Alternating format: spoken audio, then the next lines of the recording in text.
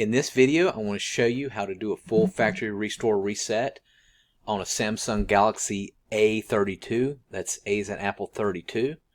So in order to do that, the only thing you have to do is go to settings or go to search here and type settings.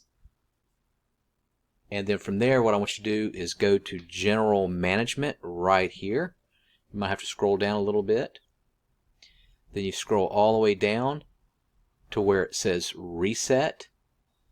You click reset, and then you hit factory data reset, and then just follow the directions. It'll take probably about 10 minutes at the very most likely 5.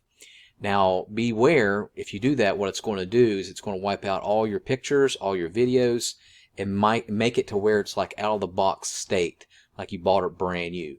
And you don't want to do this if you were going to give it away or resell it, and you don't want anybody to have your personal information. Or you might just do it because you want to clear it out, make it faster, and start fresh and from scratch. But pretty much that's all you have to do, and make sure you subscribe.